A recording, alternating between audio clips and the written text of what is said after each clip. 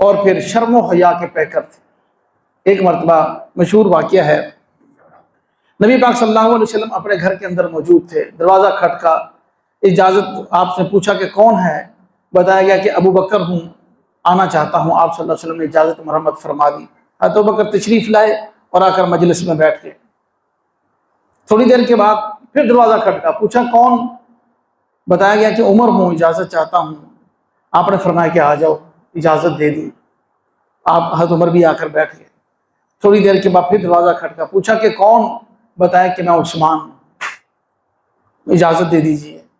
آپ صلی اللہ علیہ وسلم نے بیٹھے ہوئے تھے تو اپنے آپ کو سمیٹا، اپنی پنڈلی مبارک سے چادر ہٹی ہوئی تھی، اس کو چادر پنڈلی مبارک پہ چادر ڈالی اور چادر ڈال کر پھر فرمایا کہ عثمان آ جاؤ۔ عثمان رضی اللہ عنہ آ گئے۔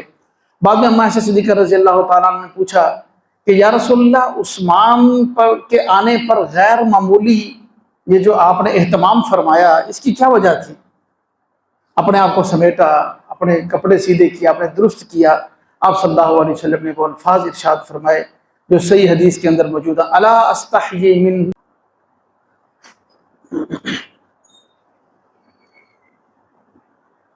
الحمد للہ وحدہ والصلاة والسلام علی من لا نبی بعدہ ولا معصوم بعدہ ولا رسول بعدہ ولا امت بعد امته ولا کتاب بعد کتابه نحمده ونصلي ونسلم على رسوله الكريم اما بعد فاعوذ بالله من الشيطان الرجيم بسم الله الرحمن الرحيم لقد رضي الله عن المؤمنين إذ يبايعونك تحت الشجرة فعلم ما في قلوبهم فأنزل السكينة عليهم وأصابهم فتحا قريبا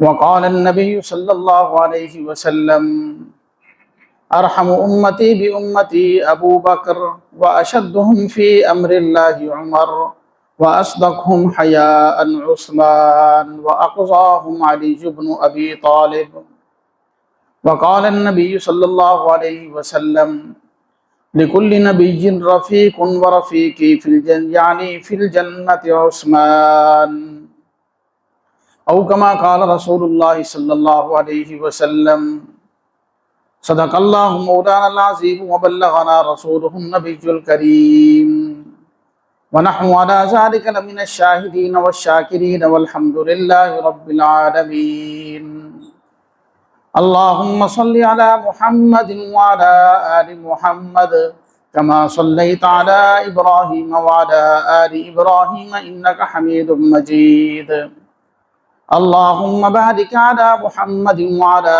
آل محمد كما باركت على إبراهيم وعلى آل إبراهيم إنك حميد مجيد۔ لائق سب تکریم و تعظیم، واجب الاحترام معزز و مکرم دوستوں اور بزرگوں، 19 ذی الحجہ ہے، قربانی کا مہینہ اور اسلامی سال کا آخری مہینہ ہے، اور ہماری اسلامی تاریخ ہم سب جانتے ہیں کہ قربانیوں سے بھری ہوئی ہے۔ اسلامی سال شروع ہوتا ہے محرم الحرام سے۔ یکم محرم کو اسلام کے عظیم ہیرو اور ہم سب کا ایمان، ہمارے دلوں کی دھڑکن جناب سیدنا امیر المومنین عمر بن خطاب رضی اللہ تعالیٰ عنہ کا یوم شہادت ہے۔ اور پھر اسی یعنی پہلا سال کی پہلی تاریخ ہے، قربانی سے شروع ہو رہا ہے سال، اور یہ سال کی آخری تاریخیں ہیں۔ 18 ذی الحجہ کو خلیفہ سوم امیر المومنین حضرت عثمان ابن عفان رضی اللہ تعالیٰ عنہ کا یوم شہادت ہے۔ پھر سارا سال قربانیوں سے بھرا ہوا ہے۔ 10 محرم کو امام حسین رضی اللہ تعالیٰ عنہ، 21 رمضان حضرت علی کرم اللہ وجہہ۔ سارا سال کسی نہ کسی دن کوئی نہ کوئی قربانی ضرور ہے۔ یہ اس بات کا سبق ہے کہ دین بغیر قربانی کے زندہ نہیں ہوتا، زندہ بھی نہیں ہوتا، بچتا بھی نہیں ہے۔ दिफा भी नहीं हो सकता दीन का, अपना ईमान भी नहीं बचता भाई बगैर कुर्बानी के। अगर वो बंदा ये कहे मैं सहूलत से आराम से सब कुछ करता रहूं और थोड़ी सी मुशक्क़त भी ना उठाऊं अपना ईमान और दीन बचाने के लिए, ये नामुमकिन है। रोज़े अव्वल से अल्लाह ने इस्लाम को ऐसी फितरत दी है कि ये कुर्बानी से फला है फूला है। जितना इस पर खून लगता है, जितना इस पर पसीना लगता है, सलाहियतें लगती हैं, माल लगता है, टाइम लगता है, उतना दीन जिंदगियों में आता है, नस्लों में चलता है। ये अल्लाह ने नेचुरल तौर पर दीन इस्लाम को ऐसा बनाया है।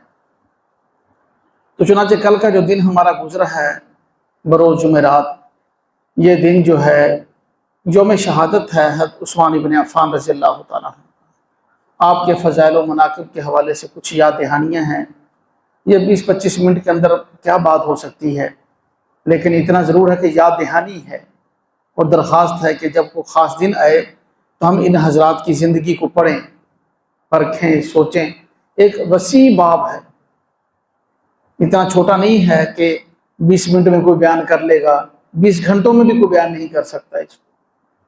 तो बस ये एक याद दहानी होती है कि ये चीज़ें हुई और हम इनको तफसील से पढ़ें। खुलासा यहाँ पर अर्ज कर देते हैं।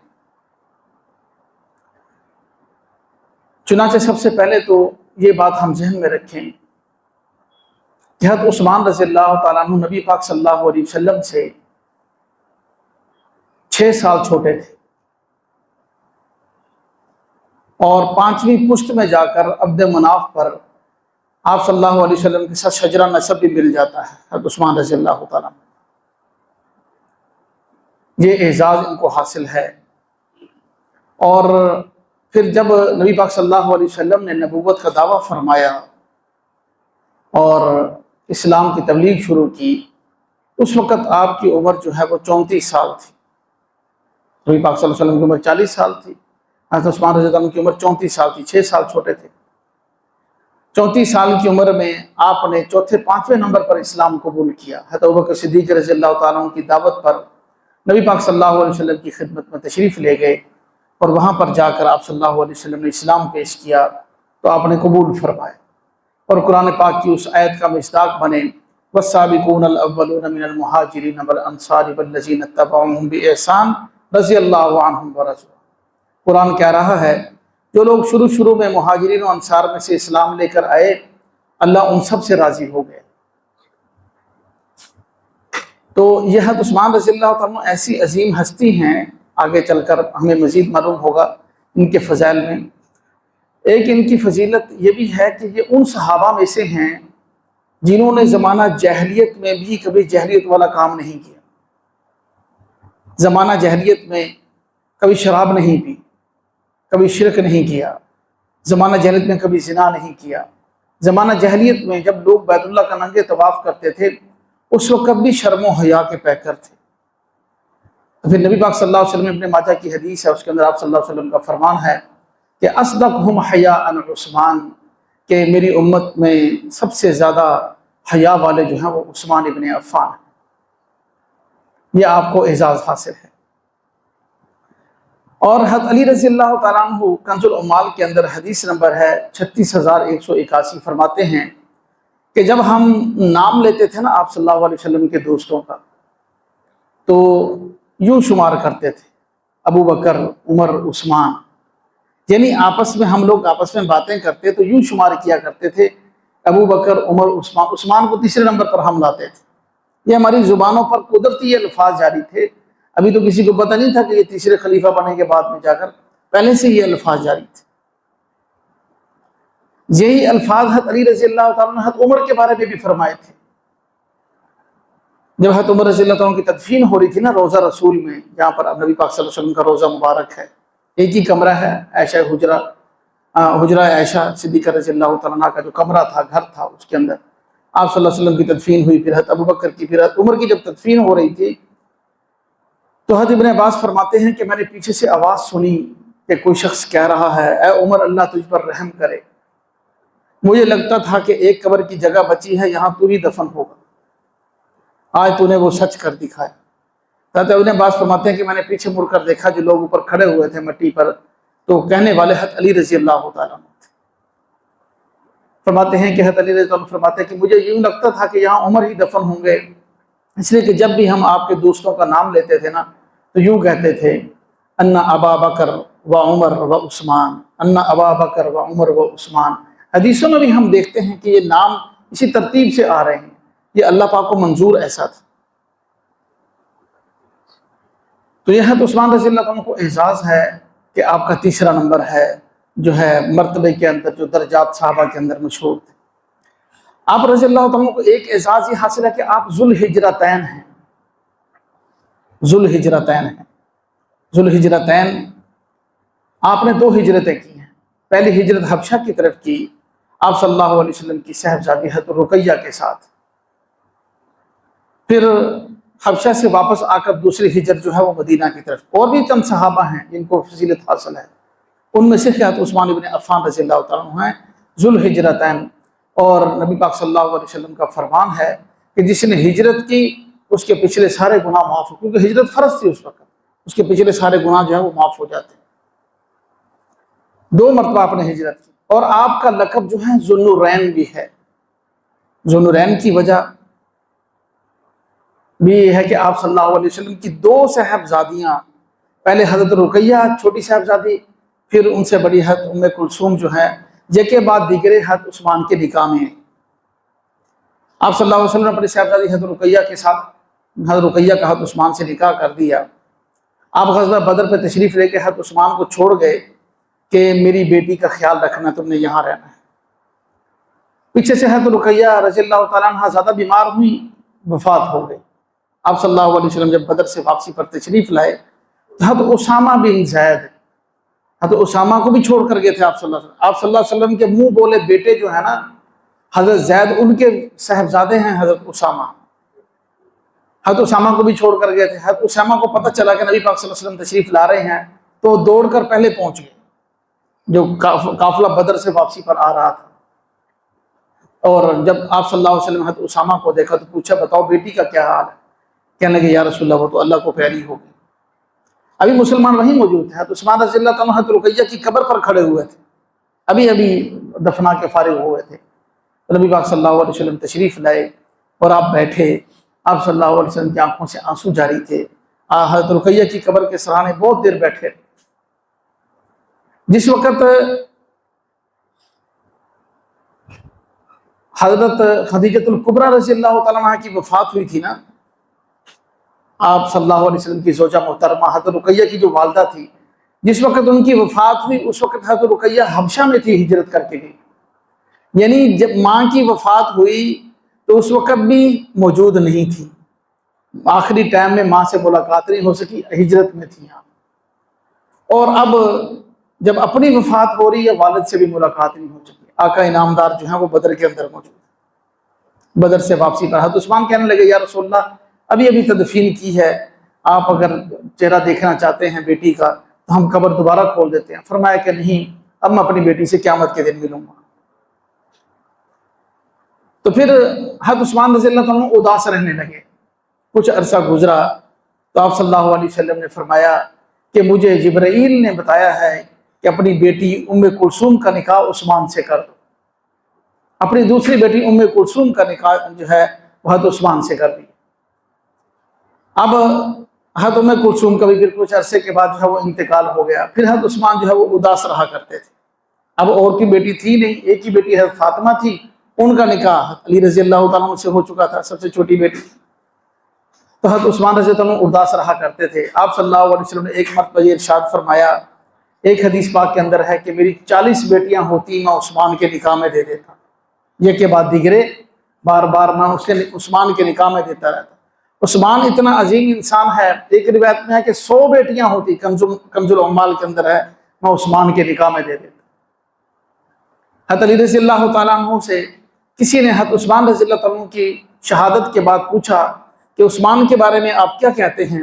حضرت علی رضی اللہ تعالیٰ نے فرمایا عثمان وہ شخصیت ہیں کہ آسمانوں میں ان کا نام ذوالنورین سے لیا جاتا ہے، 2 نور والا، نبی کی 2 بیٹیوں والا، ذوالنورین کے نام سے یاد کیا جاتا ہے، رضی اللہ عنہم ورضوا عنہ۔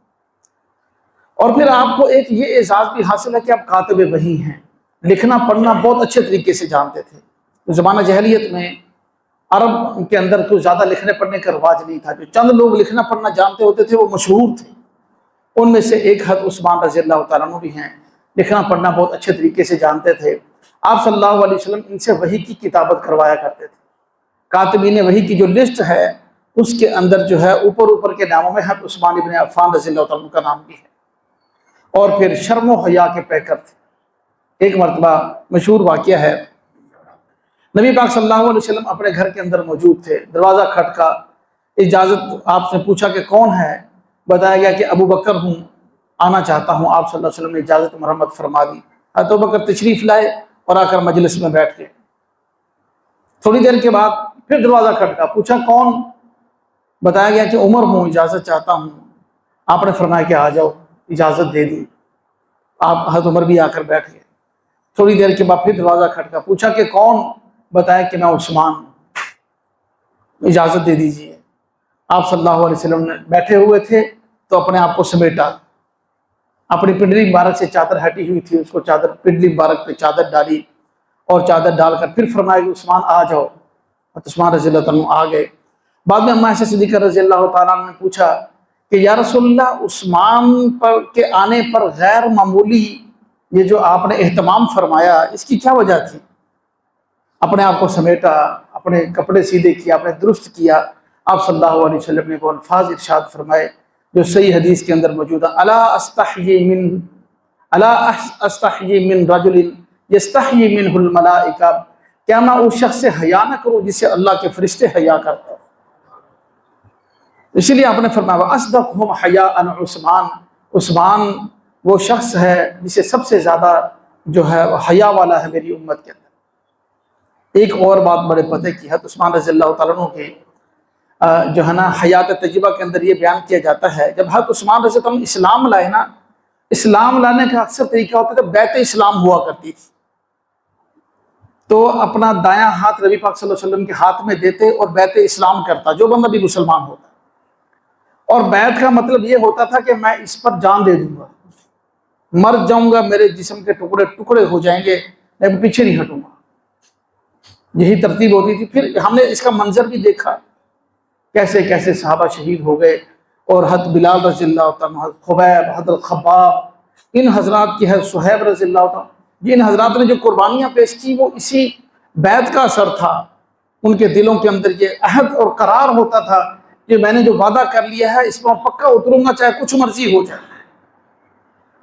تو حضرت عثمان رضی اللہ تعالیٰ نے جب بیعت اسلام کی نا، اپنا ہاتھ نبی پاک صلی اللہ علیہ وسلم کے ہاتھ میں دیا، تو وہ فرمایا کرتے تھے کہ اس وقت سے لے کر، یعنی 34 سال عمر تھی، 82-83 سال کی عمر میں حضرت عثمان رضی اللہ تعالیٰ کی شہادت ہو رہی ہے، اس وقت سے لے کر آج تک میں نے اپنا وہ دایاں ہاتھ جو نبی پاک صلی اللہ علیہ وسلم کے ہاتھوں میں دیا تھا بیعت اسلام کے لیے، وہ میں نے کبھی اپنی شرمگاہ کو نہیں لگایا۔ اندازہ کریں، اتنا اہتمام وہی کر سکتا ہے جس کو آقا فرمائیں اصدقہم حیاء عثمان، جو سب سے زیادہ حیا والا عثمان ہے۔ ورنہ یہ تو بہت مشکل ہے، نارمل زندگی میں ممکن نہیں ہے، لیکن ان کا ایمان تھا ہماری سمجھ میں۔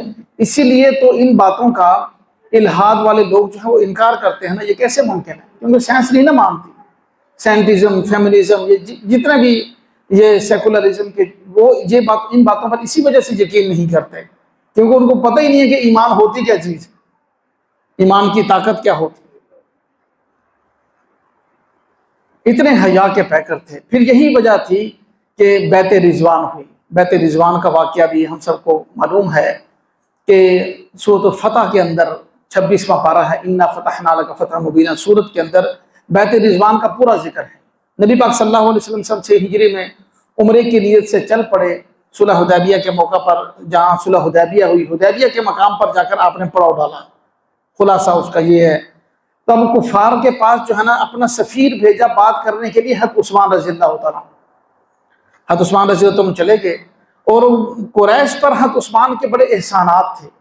قریش کہنے لگے اے عثمان، اگر تیری جگہ کوئی اور آتا تو ہم اسے چھوڑتے نہ، آج تو آیا ہے، تیرے ہمارے اوپر بڑے احسانات ہیں، تو تو ایسے کر، تو طواف کر لے، تجھے اجازت ہے، لیکن جو ہے نا مسلمانوں کو ہم اجازت نہیں دیں گے، جہاں آ کر طواف کر، اب وہ ہمارے لیے آر ہے، ہماری غیرت گوارا نہیں کرتی، وہ اب چلے جائیں اگلے سال آئیں۔ صلح حدیبیہ اسی پر ہوئی، اسی پر معاہدہ ہوا۔ اب حضرت عثمان رضی اللہ تعالیٰ کو وہاں پر 2-3 دن گزر گئے، پیچھے سے یہ خبر مشہور ہو گئی، 1400 صحابہ کا جو لشکر مدینہ سے چلا تھا، حدیبیہ کے مقام پر ٹھہرا ہوا تھا، ان کے اندر یہ بات مشہور ہو گئی کہ عثمان رضی اللہ تعالیٰ شہید کر دیے گئے۔ تو آپ صلی اللہ علیہ وسلم سارے صحابہ جو ہے وہ بڑے غضبناک ہو گئے کہ عثمان کو شہید کر دیا گیا ہے۔ اس پر پھر بیعت ہوئی، جس کا قرآن پاک میں تذکرہ ہے، ان الذین یبایعونک انما یبایعون اللہ۔ اللہ پاک فرما رہے ہیں یہ جو تیرے ساتھی 1400 صحابہ تیرے ہاتھ پر بیعت کر رہے ہیں نا عثمان کا بدلہ لینے پر، وہ دراصل اللہ سے بیعت کر رہے ہیں۔ ید اللہ فوق ایدیہم، ان کے ہاتھوں کے اوپر اللہ کا ہاتھ بھی ہے۔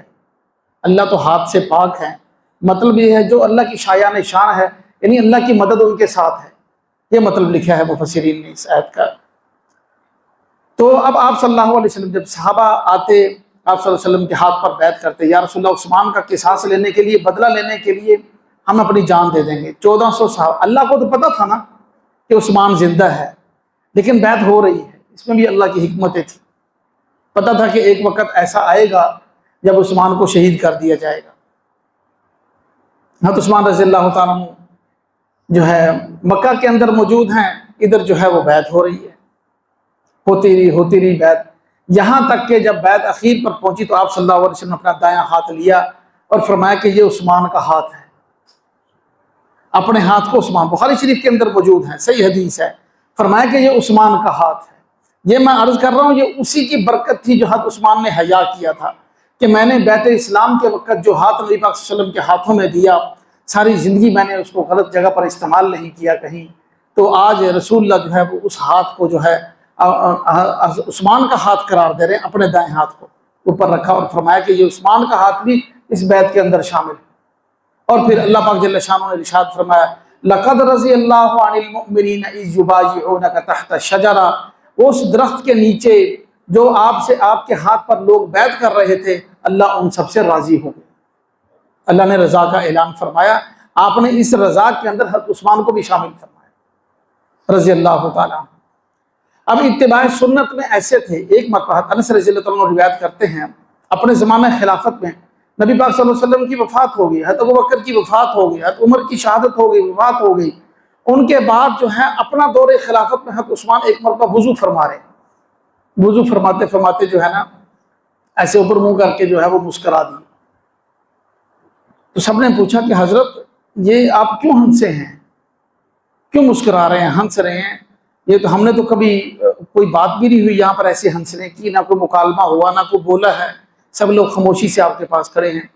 فرمایا کہ رسول اللہ صلی اللہ علیہ وسلم اسی جگہ پر بیٹھ کر ایک مرتبہ وضو فرما رہے تھے اور آپ نے یوں اوپر دیکھ کر مسکرایا تھا، آپ کی سنت میں مسکرا رہا، کوئی وجہ نہیں بھی ہے، یہ تھی محبت، یہ تھی چاہت کہ آپ کے ہر طریقے کو اپنانا ہے، جو مرضی ہو جائے اپنانا ہے۔ کسی کو اچھا، کوئی ہمیں پاگل کہتا ہے، کوئی دیوانہ کہتا ہے، کوئی کچھ مرضی کہتا رہے، ہمیں کسی کی کوئی پرواہ نہیں ہے، ہم نے آقا کی سنت کو نہیں چھوڑ۔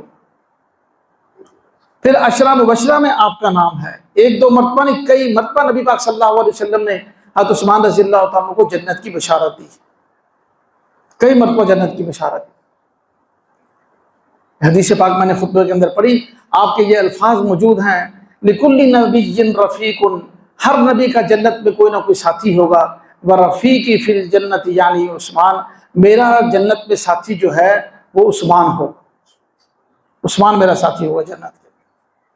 مسجد نبوی کی توسیع کی ضرورت پڑی، زمین اس وقت مہنگی ہو چکی تھی چونکہ آبادی بڑھ گئی تھی، تو اس وقت جو ہے زمین مسجد نبوی کی توسیع کے لیے جگہ حضرت عثمان رضی اللہ تعالیٰ نے خرید کر دی، مسجد نبوی کی توسیع۔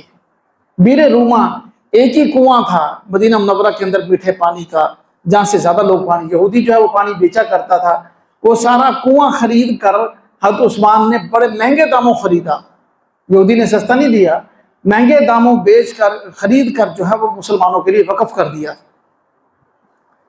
اور غزوہ تبوک کے موقع پر ایک جو ہے مختلف روایات ہیں، 1000 اونٹ، یہ روایت کم از کم روایت جو ہے وہ 600 اونٹ سامان سے لدے ہوئے مجاہدین کے لیے حضرت عثمان رضی اللہ تعالیٰ نے دی، 1000 اشرفیاں دی، آپ صلی اللہ علیہ وسلم جو ہے وہ خوش ہو رہے تھے، ان سونے کی شرفیوں کو الٹ پلٹ رہے تھے جو چندے میں حضرت عثمان نے جمع کرائی تھی، اور ساتھ آپ صلی اللہ علیہ وسلم یہ بھی فرما رہے تھے، اے عثمان میں تجھ سے راضی ہوں، اللہ بھی تجھ سے راضی ہوں۔ اور مثالی خلافت رہی، حضرت عمر رضی اللہ تعالیٰ عنہ کی شہادت ہوئی، حضرت عثمان رضی اللہ تعالیٰ عنہ اس کے بعد خلیفہ بنے تو 22 لاکھ مربع میل پر اسلامی پرچم لہرا رہا تھا۔ حضرت عثمان رضی اللہ تعالیٰ عنہ کی جب شہادت ہو رہی ہے 12 سال کے بعد، 12 سال آپ کی خلافت رہی تو 44 لاکھ مربع میل پر اسلامی پرچم لہرا رہا تھا۔ سب سے زیادہ ترقی انہی کے دور میں ہوئی، سب سے زیادہ ترقی جو ہے اسلامی خلافت کی انہی کے دور میں۔ اور پھر آخر میں آزمائش شروع ہو گئی، بوڑھے بھی ہو گئے تھے اور نرم مزاج بہت تھے، اس لیے وہ یہودی جو خیبر سے نکالے گئے تھے، وہ یہودی جو مدینہ سے نکالے گئے تھے نا، وہ جا کر مصر میں آباد ہو گئے، وہاں سے سازش چلی۔ عبداللہ ابن سبا ایک شخص تھا، اس نے ادھر ادھر خطوط لکھے، سب یہودیوں کو اکٹھا کیا اور ایک باقاعدہ جو ہے کہ نعرہ لگایا گیا، نعرہ لگا کر جو ہے وہ اپنے آپ کو مسلمان ظاہر کر کے مدینہ پر چڑھائی کی، دن متعین کیے حج کے دنوں میں سب مدینہ والے حج پہ گئے ہوئے تھے، اور پھر جا کر جو ہے مدینہ کا محاصرہ کیا۔ حضرت عثمان رضی اللہ تعالیٰ عنہ کو جمعے کے خطبے کے دوران وہ عصا جس کو پکڑ کر آپ صلی اللہ علیہ وسلم خطبہ دیتے تھے، پھر حضرت ابو بکر، پھر حضرت عمر، پھر حضرت عثمان، ایک شخص اٹھا مجمع میں سے، اس نے عصا وہ لے کر توڑ دیا، اپنی ٹانگ پہ رکھ کے اس کو توڑا اور اس کو مجمع میں پھینک دیا۔ حضرت عثمان رضی اللہ تعالیٰ عنہ کو منبر سے پکڑ کر نیچے اتار دیا، اور اس کے بعد جو ہے ان کو گھر کے اندر محصور کر دیا گیا۔ حضرت علی رضی اللہ تعالیٰ عنہ موجود ہیں، اپنے بیٹے امام حسن اور امام حسین کو دروازے پر کھڑا کیا ہو کہ اپنے چچا کے گھر کا پہرا دو، یہاں پر کوئی ظالم داخل نہ ہو سکے۔ 40 دن بھوکے پیاسے رہے، یہ ہمیں معلوم نہیں ہے، مظلوم مدینہ حضرت عثمان کو کہا جاتا ہے۔ اسی وجہ سے حضرت علی رضی اللہ تعالیٰ نے یہ جو ہے نا دارالخلافہ تبدیل کیا تھا، جا کر کوفہ کو بنایا تھا کہ مدینہ کے اندر دوبارہ یہ خون ریزی نہ ہو، یہ رسول اللہ کا شہر، اس کے ادب کی وجہ سے اجازت مانگی، فرمایا کہ نہیں، مجھے نبی پاک صلی اللہ علیہ وسلم کی وصیت ہے کہ عثمان تجھے اللہ خلافت کی قمیض پہنائے گا، لوگ اتارنے کی کوشش کریں گے، تجھے اتارنے نہیں دیں گے، پھر تو شہید ہو جائے گا، میرے پاس آ جانا۔ 40 دن بھوکے، یہ عقل تو تسلیم نہیں کرتی، لیکن جو روحانیت والے ہیں جن کا ایمان ہے وہ تسلیم کرتے ہیں کہ 40 دن بھوکا پیسہ کو کیسے رہ سکتا ہے۔ وطروں کے اندر پورا قرآن پاک پڑھ لیا کرتے تھے، روزانہ پورا قرآن پاک ختم کرتے تھے۔ جامع قرآن کو جمع کیا، ایک ہی رسم الخط کے ساتھ قرآن کو لکھوایا تاکہ اس کے اندر کوئی، جو ہمارے اب ہاتھوں کے اندر قرآن موجود ہے، یہ رسم الخط حضرت عثمان رضی اللہ عنہ کا وضع کرتا ہے۔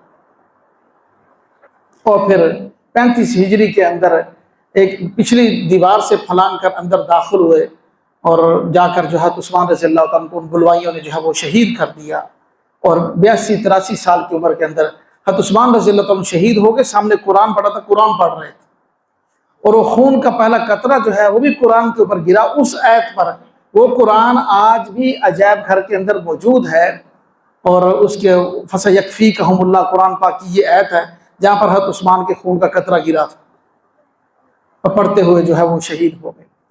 تب میرے عزیز دوستو، یہ مختصر زندگی کا خاکہ ہے، اس کو بیان 20 دن میں بھی بیان نہیں ہو سکتا، 20-25 منٹ میں کیا بیان ہوگا۔ بس یہی آخر میں درخواست ہے کہ حضرت عثمان رضی اللہ تعالیٰ عنہ، دیگر جتنے اسلام کے ہیرو ہیں ان کی زندگی کو ہم پڑھیں۔ یہ 18 ذی الحجہ ان کا یوم شہادت ہے، ہم پڑھیں اور اپنائیں، اپنے بچوں کو سنائیں ان کے واقعات، تاکہ دل کے اندر قربانی کا جذبہ پیدا ہو۔ بغیر قربانی کے نہ اسلام ترقی کرے گا، نہ اسلام باقی رہے گا۔ بچانے کے لیے بھی قربانی دینی پڑے گی، ترقی کے لیے بھی قربانی دینی پڑے گی۔